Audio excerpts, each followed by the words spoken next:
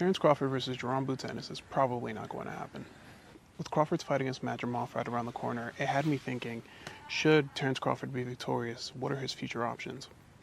The fight that's been mentioned the most has been between Terence Crawford and Canelo Alvarez, potentially scheduled for February.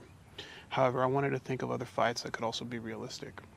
It's no secret that the fight people want to see the most is Terence Crawford versus Jaron Ennis. The constant criticism with Crawford up until recently was the lack of big names and prime fighters. He's not as big of a name as Spence was when Crawford faced him. Jaron is still a fighter that the general boxing public is aware of. He also presents a difficult style for Crawford because in a way it's almost like a younger, less experienced version of himself. You see, Jaron Ennis has the same attribute that Crawford has, which is the ability to switch hit. So Crawford being someone that came up from the 135-pound division, there's a clear size difference between the two fighters. But with recent interviews surfacing of Crawford saying he doesn't really have any interest in fighting Jaron, we're seeing the same excuse we've seen with other fighters when it comes to, what does this fighter offer me? There's more money on the table with another opponent, so on and so forth. And should Crawford actually be in contention to get the Canelo fight, I wouldn't fault him for taking that instead of Jaron Ennis. We have to remember that although Crawford just put up one of his career best performances, he is turning 37 years old and there's not much time left for him in the sport. So if the Jaron Ennis fight doesn't happen, what else is on the table for Crawford? The reason why I don't think the Sebastian Fundora fight is realistic is because his team has already expressed a disinterest to want to face Terence Crawford.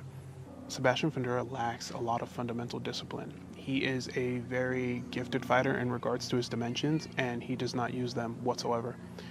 In his fight against Tim Tszyu, while that was a very valiant effort, it was clear that Tszyu was winning the fight and was the better and more superior boxer. That cut changed the trajectory of the fight pretty significantly, and ultimately it is what gave Fundora the win. Even with that though, Fundora still showed the heart of a champion and fought through his own adversity. His nose was busted up since like the second round, if I remember correctly. But with that being said, I think that his team and the PBC will probably want to avoid making them fight. The other champion with the IBF, Barcom, it's not a big name. It'll be for a belt, but I don't know if Crawford is looking to fight fighters that don't bring something more to the table. Crawford's at that point of his career where he's finally realizing that the belts won't feed you. Yes, they are part of your legacy, but they don't leave anything else behind for you. And he wants to be able to make generational money.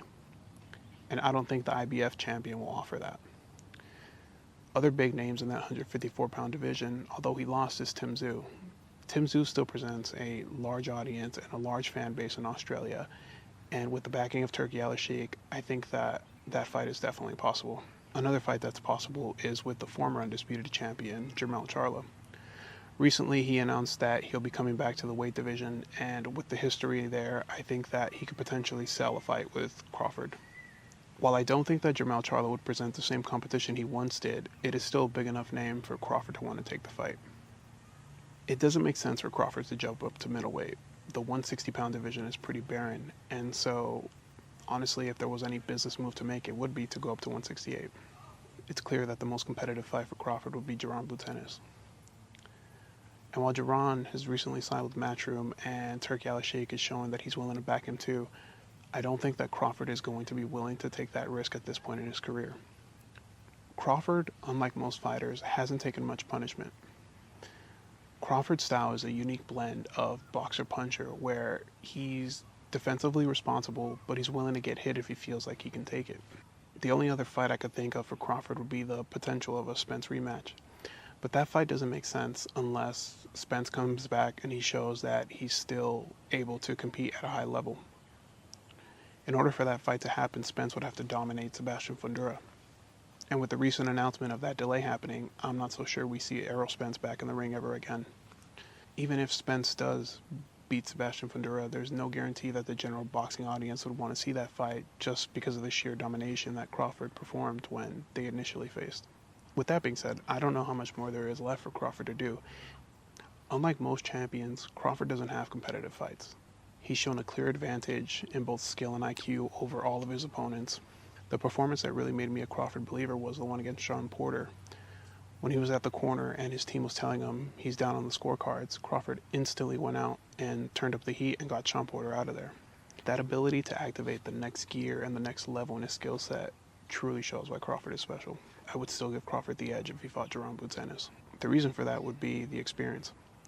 Up until this point, Jaron Boots Ennis hasn't really fought any big-name fighters, to no fault of his own, really, but with the lack of promotional backing that he had, Jaron Boots Ennis just wasn't able to secure any of the big fights. I don't think he's seen any fighter that has any of the qualities that Crawford presents. And while Jaron Boots Ennis is a very skilled and talented fighter, I think that Crawford would take him to school. The way I see the fight playing out, so Jaron Boots Ennis and Terence Crawford are both willing and able to take hits.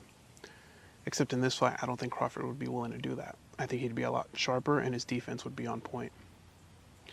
I think Jaron Boots Ennis, being the young, hungry lion that he is, will want to prove something. As a matter of fact, this would be the place to do it because of the big name that Crawford presents. If Jaron Boots Ennis were able to get Crawford out of there, I mean, that would send shockwaves around the boxing universe. I think that at one point, Jaron Boots Ennis will show a little bit of slippage, not in the sense of his physical abilities, but a mental lapse. And honestly, until proven otherwise, Crawford has a complete knockout ratio with anyone above the 140-pound limit.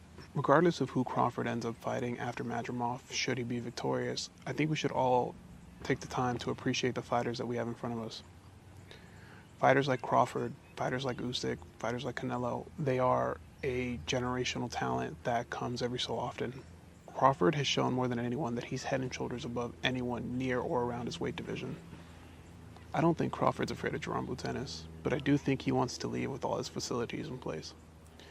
I hope this fight happens, and I'd like to know, who do you guys have winning? Do you even see the fight happening? Until next time, thank you for tuning into The Fighting Post. Peace.